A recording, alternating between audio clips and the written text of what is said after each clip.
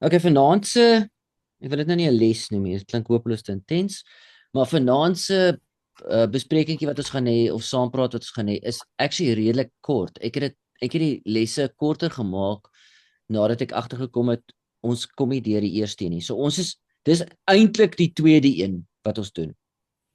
Nou, so die eerste een het gegaan oor Israel, die magte, né? Israel en die magte. En die belangrikste ding wat ons het nou 'n groot bespreking gehad en daar was baie te sê gehad oor hoe die magte werk en al goed, maar wat vir my die enigste ding wat vir my uiters belangrik is die volgende prentjie, né? En wie van julle kan hierdie prentjie voltooi? Gehoorsaamheid lei na die lewe, né? En ongehoorsaamheid lei na die dood. En dis waar ons bespreking hier, die dood beteken eintlik ballingskap, onthou julle dit? Né? En onder die magte. Nou hier was nog 'n bietjie onsekerheid van julle daar, maar anyway, dit is fyn solank jy net daai prentjie onthou. Vanaand gaan ons kyk na Israel is gekies as priesters. Daar's 4 dele wat ons gaan doen. Vanaand is actually die tweede deel. Ons het die eerste gedeelte in 2 stukke gedoen. So vanaand is redelik kort en daar's baie tyd wat julle kan saampraat of saamgesels. Okay, great. Die eerste ding ek skryf net so nou en dan my skerm want ek het so pennetjie ding wat in my pad is baie keer. So ek het hom nou weggeskuif. Okay, die eerste ding is ook 'n gedeelte wat ek kan klassifiseer as buite die gedeelte wat ons wil doen, maar ek noem dit maar net want dit is in dieselfde vloei of op dieselfde manier hoe ons voorheen begin het. So dit is buite ons studie hierdie gedeelte. Maar ek wil dit nog steeds noem want dit vorm deel van dieselfde vloei soos gesê het. Die eerste ding, Adam is God se priester. Kyk nou hierdie prentjie. Die gebeure in Genesis 1 en 2 speel in 3 areas af. Nou, daar's 'n tuin, die tuin binne in Eden of Eden, né? Dan is daar 'n buitearea wat net die area of wat net Eden genoem word of Eden genoem word in die Bybel. En dis waar Adam en Eva heen gaan na hulle gekies het om van die boom van die kennis van goed en kwaad te eet. En dan staan die wêreld. Dis waar Kain gaan, né? Nadat hy sy broer doodgemaak het. En daai prentjie, wie kan vir my nog interessant sê, waar kom hierdie prentjie nog vandaan? Waar kry mens nog hierdie prentjie? Jy kry die prentjie in die tempel of die tabernakel, waar daar 3 dele is. Die binnedeel, waar net die priester 1 keer 'n jaar mag gaan, dis die heiligste van heiligste, en dan die area wat net priesters mag gaan, dis die heilige plek, en dan die, wat hulle noem in Engels, the outer court, waar daar 'n world staan, dis waar Gentiles mag bymekaar kom. As jy 'n heiden was, wat 'n Jood geword het, dan kan jy in die outer court bymekaar kom. En dan was daar nog court vir women ook, dis nou 'n bietjie meer, maar dis in 3 dele. So die tempelkompleks is in 3 dele, die tabernakel is in 3 dele, Adam se area waar hy funksioneer is in 3 dele. So ek wil nie 'n big scene van maak, ek wil dit noem as 'n begin.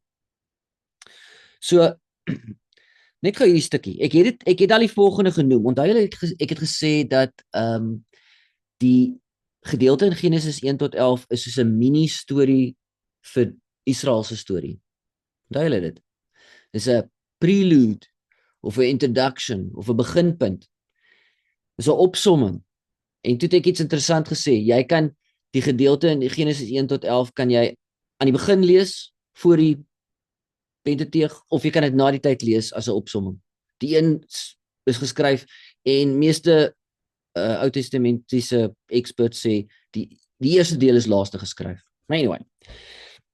Ek wil nie daaraan gaan nie, is buite ons studie, maar ek wil net hierdie interessante punt wat ek weet nie of julle weet wie is John Walton nie. Hy is 'n bekende Ou Testamentiese expert. Hy sê die volgende. Luister net gou. When the Lord God took the man and put him in the Garden of Eden. En dan staan daar in Genesis 2 vers 15, to tend, daai woord is abad, and to keep Samar eat. So daai vers, ek weet nie wat julle Bybel sê nie. Myne sê 2:15, ek dink dis ESV lees so. Then the Lord God took the man and put him in the garden of Eden to tend and to keep it. Nou die woord tend volgens hom could refer to agricultural work en dis hoe ons dit interpreteer. Adam werk in die tuin. Nou, so working the ground. Miskien kan iemand wat 'n ander vertaling of Afrikaans dalk daar by hom het of iets anders as die ESV gou-gou daai 2:15 bymekaar skraap en dit vir ons lees nou. So hy sê tend but could refer to agricultural work or working the ground, but the second verb keep does not fall easily into the category of agricultural work. Hy sê dis nie 'n term wat gebruik word vir agricultural work nie. Nou, hy sê it is used regularly in the Pentateuch to refer to Levitical responsibility of guarding sacred space. Dis die werk wat die priesters gedoen het. We then also notice that the word abad is used throughout the Pentateuch to refer to priestly service in sacred space. So wat interessant is, Hebreërs het eers ontwikkel nadat Israel in Kanaan gevestig was. So die ouens wat hierdie gedeelte in Genesis geskryf het, die scribes. Dis baie interessant dat die outeur hierdie twee terme gebruik om te verduidelik wat Adam in die tuin doen. Wat het God vir Adam gesê hy moet in die tuin doen? Hy moet tend and keep. En daai woorde word primêr in die Ou Testament gebruik vir priesterlike werk. En dis deel van die rede hoekom Adam gesien word in 'n priesterlike rol in die tempel. Ek begin net daarmee en ek los dit net daar. Jy hoef nie. Jy kan maar net afshrug. Okay. Ja, maar kan ons soos jy sê, as iemand 'n ander vertaling het, kan ons net daai Afrikaanse vertaling inbring wat Ja, asseblief. Ek het nie een by my. Regtig strook met wat jy sê. Die woorde wat gebruik word is bewerk en bewaak. Okay, daai's awesome. Bewaak. Ja. Okay. Om daar in die tuin van Eden gestel om dit te bewerk en te bewaak. Okay. Awesome. Baie goeie vertaling. Baie goeie woord. Okay, so die punt hierso is dis terme wat reg deur die eerste 5 boeke van die Bybel uitsluitlik amper of Samar word uitsluitlik vir priesterlike werk genoem, nie vir agricultural werk nie. So iemand wat dit gelees het en die terme en so dadelik gesien het, Adam is actually besig om priesterlike werk in die tuin te doen of dieselfde terme wat vir priesters gebruik word. Okay, ek wil net hier begin en daar stop en dan wil ek oorskakel dadelik na Israel toe. Okay, ons gaan 'n paar nuwe goed vanaand leer, hopelik vir jou. En daai eerste term, Segela, gaan ons bietjie op fokus. Nou die eerste ding is Israel word gekies as priesters. Exodus 19. Israel staan nou net daar voor by die berg waar hulle die 10 gebooie gaan ontvang en dit is wat Moses vir hulle sê. Exodus 19 vers 4 tot 6. You yourself have seen what I did to the Egyptians. Dis nou wat God self praat. How I bore you on eagle's wings and brought you to myself. Now therefore, if you will indeed obey my voice and keep my covenant, you shall be my treasured possession. Daai term word Segela among all peoples. Nou is dieselfde as nasies. For all the earth is mine, and you shall be to me a kingdom of priests and a holy nation. Nou kom ons lees gou-gou wat beteken daai term. Okay. Dis wat daai woord treasured possession beteken. Nou hierdie Carmen Imes, ek dink sy's Carmen Joy Imes. Sy's 'n jy kan haar gaan Google. Sy's 'n bekend ek dink sy werk vir Biola Universiteit. Sy's 'n bekende Ou Testamentiese expert, so profie of 'n ding. Nou sy werk met woorde. So sy sê hierdie woord beteken die volgende. Dis 'n beskrywing vir die woord. If I'm a king of a nation and have a lot of power, but I'm going away for a time to go and do business in some other foreign land. When I'm gone, I want to leave someone in charge who can carry out my will and who will remain loyal to me. So while I'm away, I choose my most trusted representative and call that person my segela of treasured possession. So treasured possession is nie soos daai Rolex horlosie wat jy in jou laai het of in jou kluis wegsny. Dis nie 'n treasured possession nie. En ons dink ek dink in terme van treasured possession 'n baie waardevolle ding wat ek probeer beskerm. Dit is nie dit nie. A treasured possession is your most trusted representative. So God sê, luister Israel, as julle kyk hoe mooi het ek julle uit Egipte uitgered. As julle my gehoorsaam en my verbond hou, dan gaan julle my segela wees, my most trusted representative. En daai trusted representative is 'n koninkryk van priesters, 'n nasie wat weggesit of 'n holy nation is 'n nasie wat uitgekies is, afgesonder is om vir my te werk. So God red Israel uit Egipte sodat uit al die nasies hulle sy treasured possession kan wees of sy segela, 'n koninkryk van priesters en 'n nasie wat afgesonder is van God. En die rede daarvoor is dat God het 'n spesifieke doel met hulle. Israel is geroep om die nasies te bereik. Want hy sê, for all the peoples, for all the earth is mine. Uit al die nasies word julle gekies. So ons gaan sien dat Israel gekies is om God se werk voor te sit aan die nasies. So is net gou vinnige throwback na die vorige 2 meetings wat ons gehad het. Ons het gesê die volgende, dat al die nasies van die wêreld is onder die magte, maar God het Israel gekies, né, as sy seun, sodat hy sy reddingswerk kan voorsit terug in daai nasies in. So hierso is dit net weer op 'n ander vlak en dit staan nou voor die berg waar die wet gaan ontvang en dis wat God vir hulle sê. Dis my plan met julle. Almal by. Hallo. Ja, jy kan maar gaan. Okay, great. Ja, ons is by. Ons sê net gou hallo vir Ella. Welkom Ella. Hallo. Hallo. Jy kan die eerste 10 minute gaan ek vir jou link stuur. So jy sal dit nie mis nie. Okay. Right, nou staan hulle voor die berg. Ons teken net gou die berg hierso. Daar is die berg. Horeb, Sinai, dis waar Moses die 10 gebooie gaan ontvang.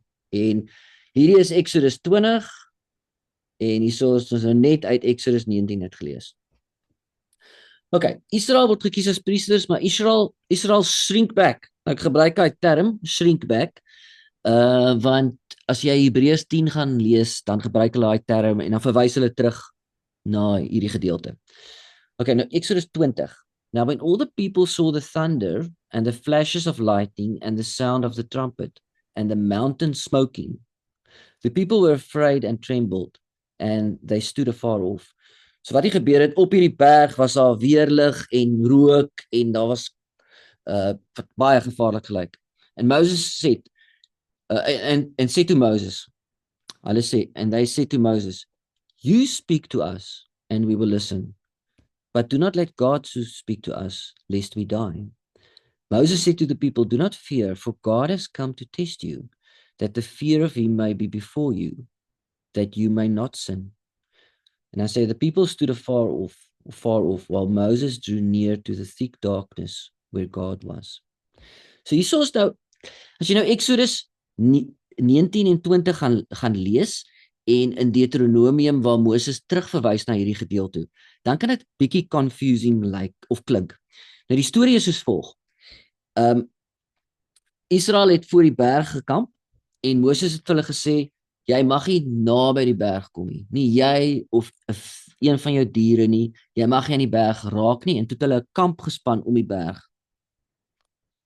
Nou, sodat niemand naby die berg kom nie. En toe sê Moses, consecrate yourself. Met ander woorde, jy mag geen seksuele verhoudings hê nie, sit jouself apart vir 'n tyd, en dan as die trompet blaas, nou, dan moet julle kom, dan kom julle op die berg. En toe dit gebeur, toe sê Israel, nee. Toe hulle die berg sien met die donderweer en die rook en die vuur en al daai goed wat die maak toe sê hulle nee. Moses, jy kan opgaan, jy kan by God gaan hoor en dan praat jy met ons. Nou, so God wou hê dat die Israeliete moes in sy teenwoordigheid kom, want God se teenwoordigheid was op die berg. sodat hulle hom kan sien. Nou ek sit daai sien in aanhalingstekens, so of kom sy in sy teenwoordigheid kan kom en hom ervaar en dan so getransformeer kan word tot 'n heilige nasie. Soos net nadat hy gesê het, my plan is dat om julle 'n priesterskap, 'n heilige nasie te maak, priesters. Die manier hoe hy dit wou doen is hy wil hulle op die berg getrek het in sy teenwoordigheid. Maar hulle verkies om nie te sterf nie. Okay, so hulle kies om nie op die berg te gaan nie want hulle is bang om te sterf. En dan interessant wat dan gebeur. Dan gaan hulle nie in sy teenwoordigheid in nie. En dan kry hulle die Torah op klip. So baie interessant. Die rabbies praat van daar's 2 Torahs, die een wat in jou hart geskryf word en die een wat jy op klip ontvang. En die idee was wat God gehad het is dat as hulle op die berg gaan en in sy teenwoordigheid ingaan, dan gaan hy die wette op hulle hart skryf, sodat hulle hom sal lief hê en hom sal gehoorsaam. Maar omdat hulle nie op die berg wou gaan nie, kon hulle dit kry nie. So in plaas van om God toe te laat, om direk met hulle te praat en in kontak met hulle te kom, direk die Torah te ontvang hulle wat Paulus noem die letter. So Paulus gebruik waar Paulus verwys na hierdie stuk in Korintiërs 3, dan gebruik hy die term letter, hy gebruik nie die term Torah nie. Die letter is die wet of die Torah deur mediasie, of die wet wat geskryf word op klip, nie op jou hart nie. So wanneer Moses na sy ontmoeting met God voor hulle staan, dan moet hy sy gesig toemaak, sodat hulle nie die heerlikheid van God kan sien nie. Want hulle het nou net teen hom rebelleer, teen sy wil om nie op te gaan nie. En dan is dit interessant, dis asof die storie van Adam in die tuin herhaal word. Israel besluit om nie gehoorsaam te wees nie. Hulle wil nie opgaan nie. En dit bring 'n veil tussen hulle en God. Nou waar's daai veil oral? Behalwe nou voor Moses se gesig. Daar's 'n veil voor Moses se gesig as hy afkom met die berg. Daar's ook ware veil in die tabernakel, né? Hallo? In die tabernakel, ja. Antwoord gou? Nee, ek dink dit was 'n vraag, dus ek dis waar. Ja, okay, in die tabernakel is daar ook 'n veil, né? Waar's nog 'n wat is op daai veil in die tabernakel geteken? Daar's cherubim opgeteken. Dieselfde prentjie wat jy voor die tuin kry. Okay. Nou, wat dan gebeur is belangrik. Hierdie versie is kan of belangrik. So in Deuteronomium 31, gee Moses vir hulle die volgende instruksie. Hy sê, "Take this book of the law and put it beside the ark of the covenant of God, or of the Lord your God, that it may be there as a witness against you." So wat hy sê is, vat hierdie boek, daai boek, by die tyd van Deuteronomium het daai boek, daai klippe het nou 'n boek geraak, vat daai boek van die wet en sit dit by die ark. Dit gaan 'n testimonie teen jou wees. Wat is daai testimonie? Die testimonie is dat jy dit nie, omdat jy nie in God se teenwoordigheid ingegaan het om gesien het en die wet op jou hart geskryf het nie, gaan hierdie gebooie teen jou testify. Dit gaan testify dat jy nie dit kan doen nie. Dis 'n testimonie van God, dat God wou gehad het dat jy op 'n sekere manier met hom relate, maar nou relate jy nie met hom so nie. Jy relate nou met die letter en die letter is 'n testimonie teen jou. Dan ons gaan as ons in Romeine kom, gaan Paulus hierdie stukkie weer bespreek.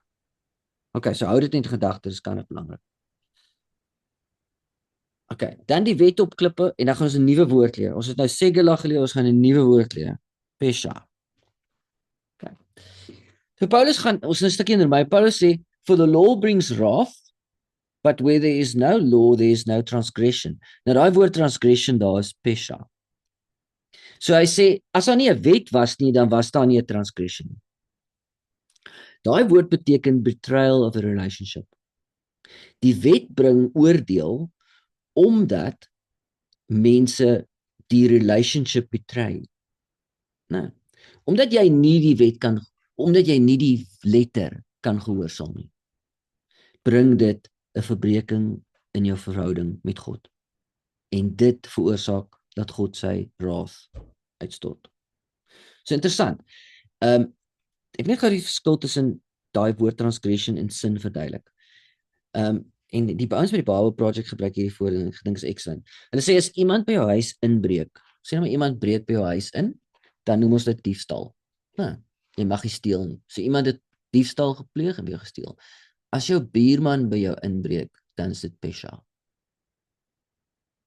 Hoekom? Jou buurman, met jou buurman is jy veronderstel om 'n vertrouensverhouding te hê. Daar's meer as, dis net meer as 'n persoon. En daai aksie wat hy dan doen, is nie net sin nie, dis transgression. Met ander woorde pesha. So, die Bybel het 'n lys van goeders wat klassifiseer as transgression. Ek noem net 'n paar. Een is moord. Hoekom? Daar's 'n algemene understanding dat mense is verantwoordelik op 'n manier vir mekaar om nie hulle mekaar se lewens te vernietig nie. So as jy moord pleeg, dan is dit 'n transgression, nie 'n sonnie. Dis sit egbreek. Dis obvious, want as jy en jou vrou in 'n vertrouensverhouding is, julle het 'n verbond en een van julle betrei daai verbond of daai verhouding, dan is dit pesha. Nou, en dit lyk al daai goed lyk na ballingskap en die dood. Afgodsdiens. Jy het 'n verhouding met God. Of jy's in 'n verhouding met God as gevolg van wat hy gedoen het vir jou. Of as gevolg van of welke rede ook al. As jy afgode dien, dan pleeg jy transgression, pesha. En dan interessant ook, uitbuiting van arme mense. Jy het 'n morele responsibility teenoor jou medemens. En as jy arme mense uitbuit, dan dis dit ballingskap in die dood. Al hierdie goed het veroorsaak dat Israel nie in die beloofde land gebly het nie. Vir enige van hierdie goed is daar nie 'n offer wat jy kan bring nie. Nie vir een van hierdie goed kon jy 'n offer bring nie. Jy's dadelik uit die stad uitgejaag of doodgemaak. Nou. Okay. Ons amper klaar. Right. Interessant. Pinkster en die wet. Die gee van die wet het gepaard gaan met rook, donderweer en weerlig. Ons het nou hieroor gepraat. Daar was ook vuur op die berg en God het met hulle gepraat in die vuur. Dan sien ons presies dieselfde elemente op Pinksterdag. Ek gaan nou 'n bietjie daaroor praat. Op Pinksterdag sien ons dieselfde, daar's wind, tonge van vuur en die apostels praat in ander tale. Dis asof die disippels soos Israel weer op die berg is, maar die keer ontvang hulle die wet nie op klippe nie, maar gaan self in om die heiligheid van God te aanskou of beskou. Hulle ontvang die wet geskryf op hulle harte. Nou, Israel was geroep as die nasie deur wie God die verlore nasies wou inbring. Maar hulle het nie in sy teenwoordigheid ingegaan op die berg nie en het nie die priesterlike rol vervul nie. Wat is interessant is dat die Jode sien die dag van Pentekos, dat ons noem dit nou Pentekos, dis 50 dae na die Paasfees, sien hulle as die dag wat die wet gegee is. Terwyl ons sien Pentekos as die dag wat die Heilige Gees uitgestort word. Nou. So jy kan 'n stukkie lees as jy nou wil hieroor. Ons lees dit gou saam. Okay. Though primarily a festival of thanksgiving for the first fruits of the wheat harvest, this not Pentecost, Jews later declared the Feast of Weeks to be the day on which God gave the law to Israel. Okay, recall that after leaving Egypt on Passover Eve, the Israelites had journeyed into Sinai desert, where God gave the nation through Moses the 10 commandments. Later, Moses reminded Israel of this. Remember the day you stood before the Lord your God at Horeb. You came near and stood at the foot of the mountain while it blazed with fire to the very heavens, with black clouds and deep darkness. Then the Lord spoke. He declared to you his covenant, the 10 commandments, which he commanded you to follow, and then wrote them on 2 stone tablets. For Jews today, the Feast of Weeks is the culmination of 7 weeks, die 50 dae, between Passover and the giving of the law. So dis interessant, dat die dag wat die dag wat uitgesit word of wat verstaan word wanneer die wet gegee word, is dieselfde dag as die Heilige Gees uitgestort is. Wat vir my nogal baie interessant was, is dat dit verklaar nogal hoekom Jesus gesê het vir sy disippels, Moenie nou uitgaan nie, gaan wag in Jerusalem, julle sal weet wanneer julle kan uitgaan. So, Jesus het gesterf op Paasfees en die disippels het eers 50 dae na uitgegaan op die dag van Pentekoste. Die dag wat die wet uitgegee is of gegee was vir die volk. Ek dink dis die laaste slide. OK, interessant, belangrike punt. Die wat die Heilige Gees ontvang is nou die uitverkore priesters. Dis baie interessant, Petrus hierso. Petrus skryf vir 'n klomp heidene. Hy sê, but you are a chosen people, a royal priesthood, a holy nation, God's special possession, that you may declare the praises of him who called you out of darkness into his wonderful light. Dis was weer as heidene. Once you were not a people, julle was nie sy kinders nie, but now you are the people of God. Once you had not received mercy, but now you have received mercy. Okay, dis al. Ek wil net hierso stop en pause.